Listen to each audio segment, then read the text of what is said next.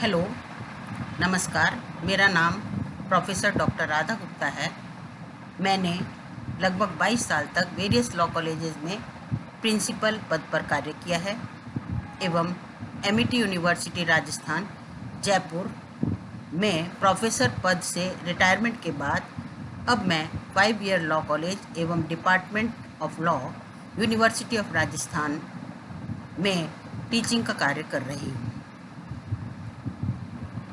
Friends, मैं आप लोगों से हिंदू विवाह अधिनियम 1955 की धारा 29 उपधारा 2 के संबंध में कुछ चर्चा करना चाहती हूँ, जिसमें तलाक का आधार रीति रिवाज बताया गया है।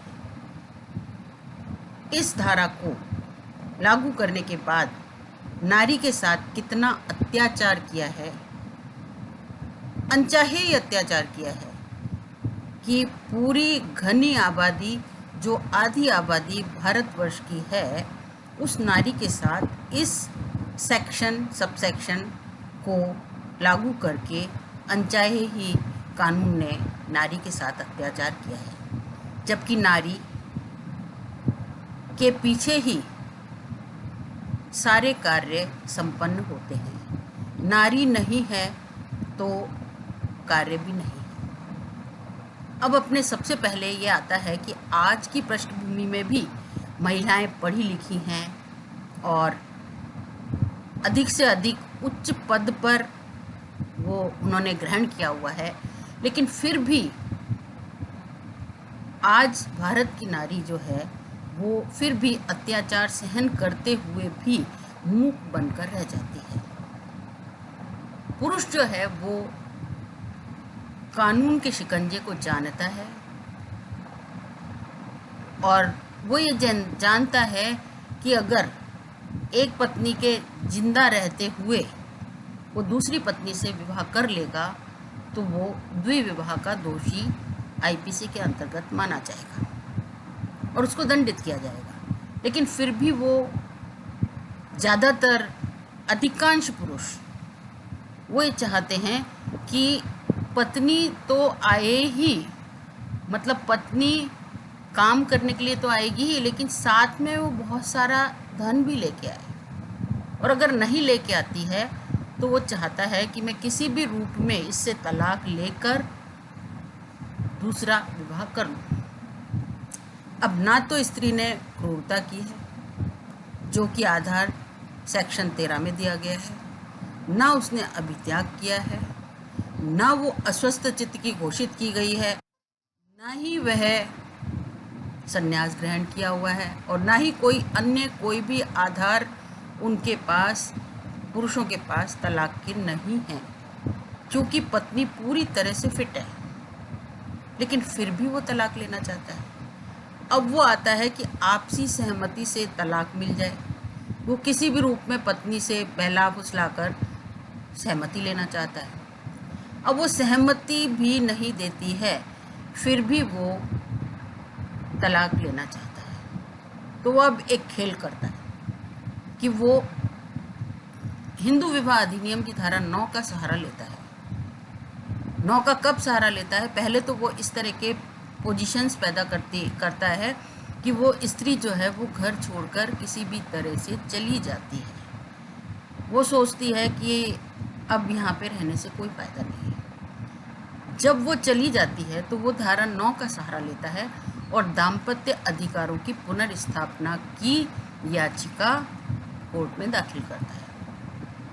जब उसको दाम्पत्य अधिकारों की पुनर्स्थापना की याचिका दायर करता है, उसके बाद भी 1 साल तक, जब उसको डिक्री मिल जाती है, उसके बाद भी 1 साल तक दाम्पत्य अधिकारों की पुनर्स्थापना नहीं होती है, तो सेक्शन 13(1)(a) उसमें क्या दिया हुआ है?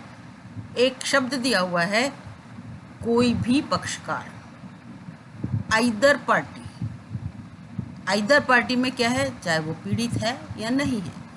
1 साल बाद पुरुष भी तलाक ले सकता है, जबकि गलती पुरुष की है, स्त्री की कोई गलती नहीं है। तो ये एक बहुत बड़ा लैकुना है कि सेक्शन 9 का सहारा लेकर वो 1 साल बिता देता है किसी भी रूप में, स्त्री आती नहीं है, 1 साल बाद वो भी अधिकारी हो जाता है।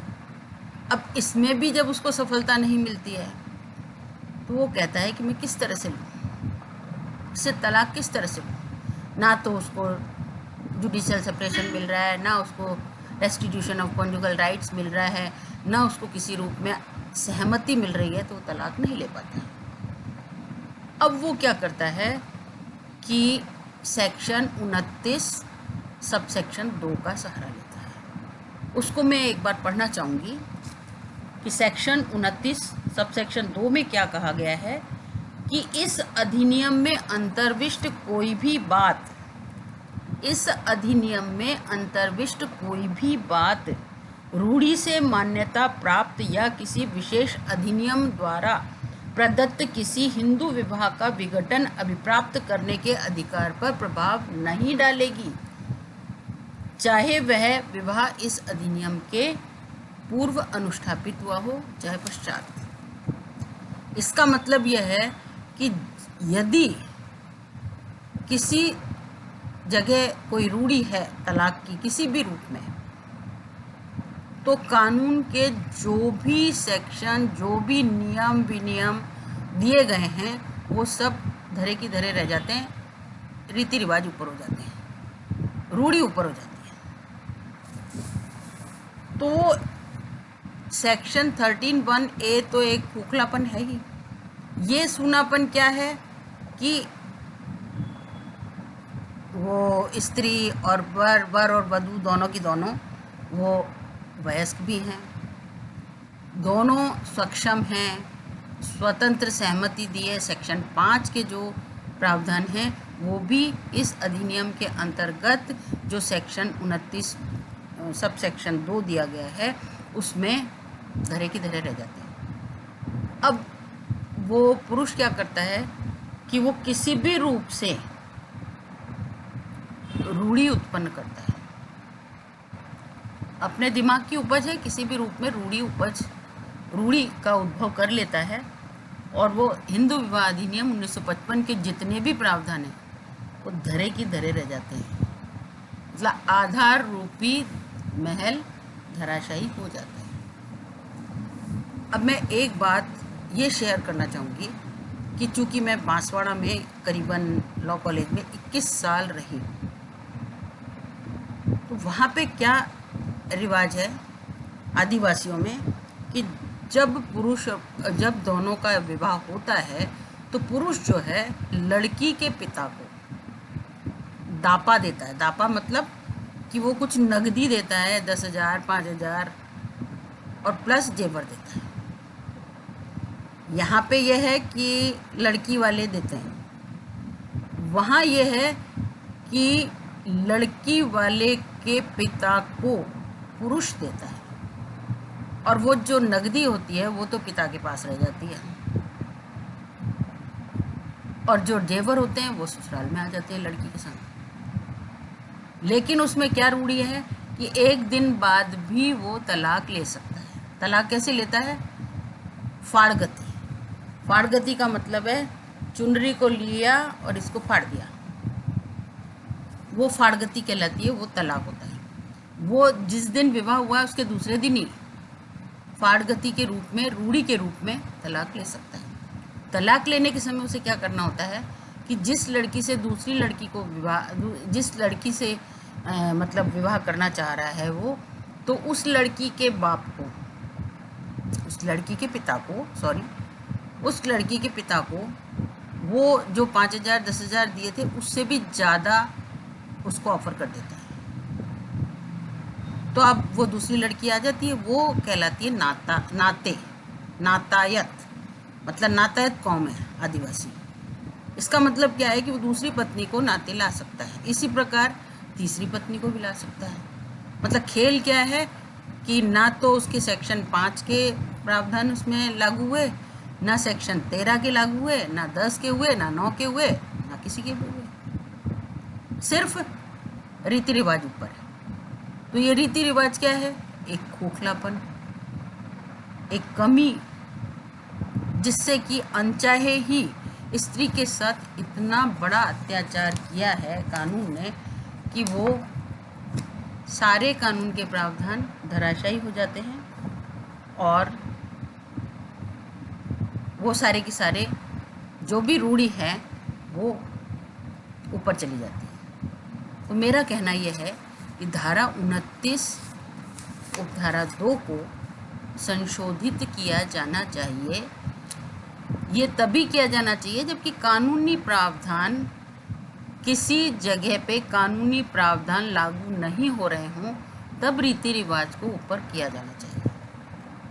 मतलब अब अपन इंटरप्रिटेशन ऑफ स्टैट्यूट्स का वो एक मैगजीन लेंगे, कंटेम्पोरेनिया एक्सपोजिशो पोस्ट फोर्टिसिमा इन लिब। इसका मतलब है कानून की तत्कालीन व्याख्या सर्वोच्च है। इसका मतलब क्या है कि यदि कोई नियम विनियम और कोई भी विचार उसमें कहीं लागू नहीं हो रहे हैं तो इसका मतलब है कि तत्कालीन व्याख्या मतलब रूढ़ी को प्राथमिकता दी जानी चाहिए। अब नारी के संग जो अत्याचार किया है वो कितना बड़ा अत्याचार अनचाहे किया है पता नहीं है। लोगों ने इसको ध्यान नहीं दिया या मैंने ही ज़्यादा ध्यान दिया है, वो अलग बात है। तो मेरा तो कहना यही है फ्रेंड्स कि धारा 29 उपधारा 2 को संशोधित किया जाना चाहिए, क्योंकि कोई भी कार्य, जो भी बड़े कार्य हुए हैं, उसके पीछे नारी का हाथ है। ले मार्टिन का कहना है, अच्छी पत्नी 12मासी बेल होती है। अगर उसको सींचोगे तो सदाबहार बन जाएगी और अगर उसको निचोड़ोगे तो सारा घर तहस नहस हो जाएगा। इसीलिए रूढ़ी पर ना जाके कानून पर जाना चाहिए।